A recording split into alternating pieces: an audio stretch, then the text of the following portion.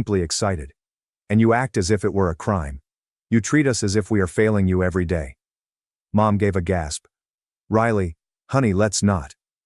But Dad lifted his hand, silencing her. He leaned forward, his knuckles white around the glass. Do you think you can talk to me like that at my place after everything I've done for you? Is this everything you do? I laughed bitterly. You mean treating us like dogs and pretending we're never good enough? I'm working hard for your company, but all I receive is criticism. My voice was shaking now, and I could feel Derek's gaze. But I couldn't stop. Dad rose up, towering above the table. Riley, you're out of line. You don't understand what it takes to keep this family afloat. Maybe I would know if you ever spoke with us, I shouted while standing. You're not a father. You're the boss. The words remained in the air, and for a split second, I believed he might hit me. Instead, he pointed to the door. Get out now. I did not think so. I simply grabbed my footwear and rushed out, slamming the front door so fiercely that the windows rattled. The night air was thick, and crickets chirped as if nothing had happened. I strolled down our street, my pulse racing, remembering the fight. Part of me felt liberated, as if I had finally shouted what I had been holding back for years. However, another part was afraid. What if Dad never lets me back in? What if I burned down my entire family?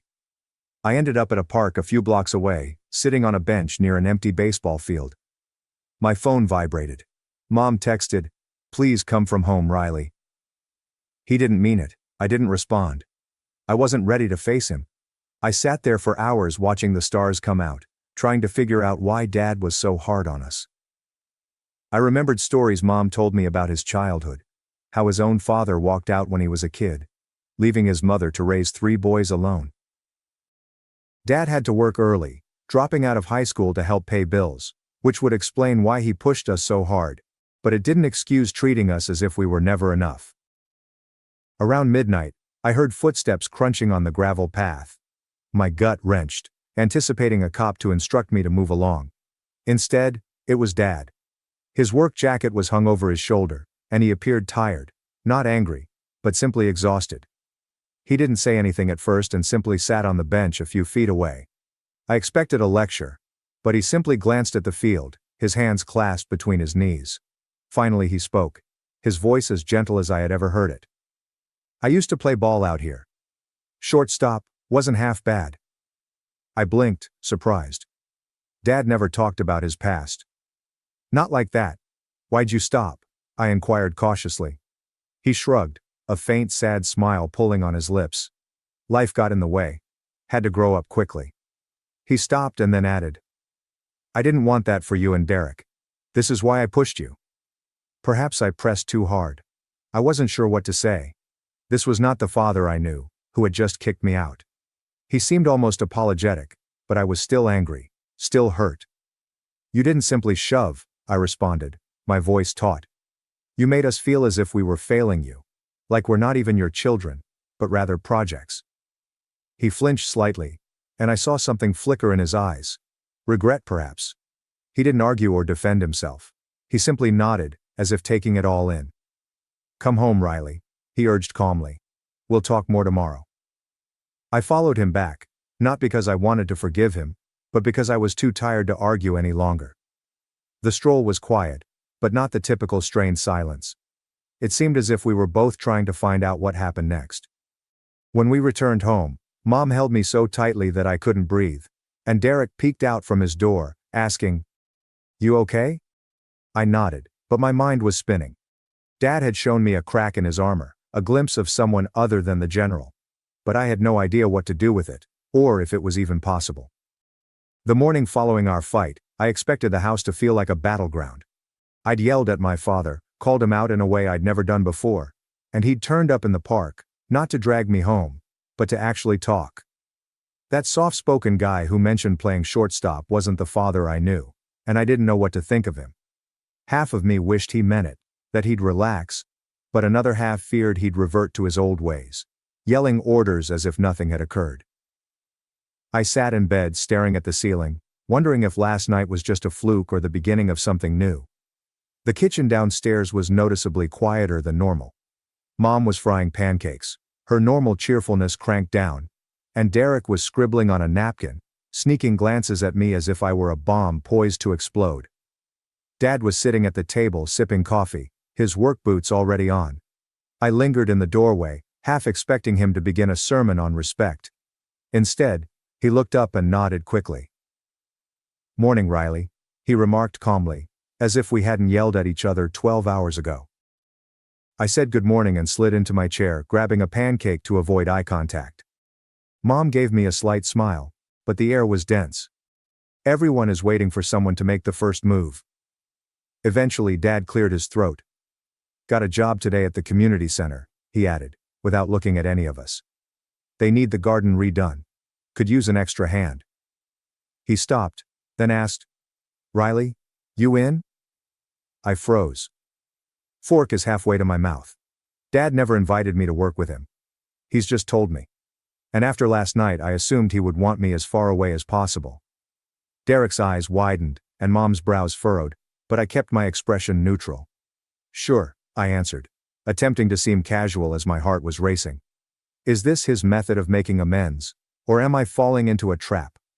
The community center was a rundown brick facility a few kilometers from our house, with a patchy lawn and a garden that appeared to have been neglected for years. Dad's team was already there, unloading shovels and soil bags off the truck. I'd previously worked with them, but today felt different. Dad did not tell me to get moving or critique my technique. He simply handed me a rake and said, "Start over there by the fence." I nodded, waiting for the catch, but he moved away to chat to his foreman, Pete, about drainage plans.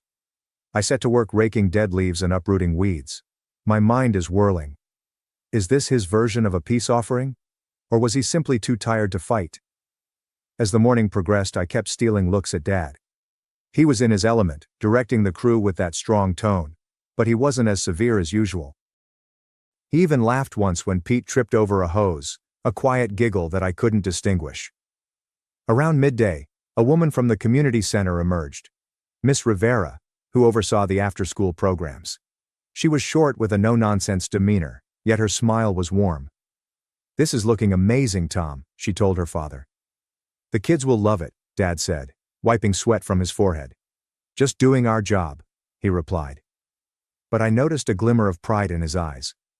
Miss Rivera turned to face me, her smile expanding. "You must be Riley. Your father describes you as a hard worker." I almost dropped my rake. "Dad said that about me?" I muttered a thank you, my face heating, and looked at him. But he was busy arranging a wheelbarrow and pretended not to hear. Miss Rivera continued to speak, describing the garden as a secure location for the children, where they could plant vegetables and learn about nature. "It means a lot to have volunteers like you," she explained. And I realized she assumed I was here by choice, not because my father dragged me along. I didn't correct her. But the fact that Dad had bragged about me to someone else, no less, stayed with me. We took a break for lunch, sitting on the tailgate of Dad's vehicle. The crew was joking around, but Dad remained silent, eating his sandwich and looking at the half-finished garden. I sat next to him, picking at my chips and trying to muster the bravery to say something. Finally, I went for it. "This place is kinda cool," I added, keeping things light. "Better than hauling mulch for rich people's lawns." He snorted, which could have been a joke. "Yeah, well, this one's pro bono," the lawyer replied. "Ria's been bugging me for months, saying the kids deserve something nice." I raised an eyebrow. "Dad, free work?" That was new. "Why did you say yes?" I inquired, truly interested. He did not respond right away. He took a gulp of water and continued. "Grew up around here. This center was all I had some days. Kept me out of trouble." His voice was low, as if he was expressing something he didn't normally say. I waited, hoping he'd continue, and after a moment, he did. "My brothers and I would come here after school. Mom was working. Dad was gone. They had an old basketball court out back. He used to shoot hoops until dark." He hesitated, his gaze remote. The place was a dump, but it belonged to us. I stared at him, attempting to picture it. Dad, who was only a few years older than Derek, used to dribble a basketball on a cracked court. He had never talked about his childhood in such detail before. Mom had mentioned his father departing, but Dad always dismissed it as unimportant. I am now hearing him talk about the community center.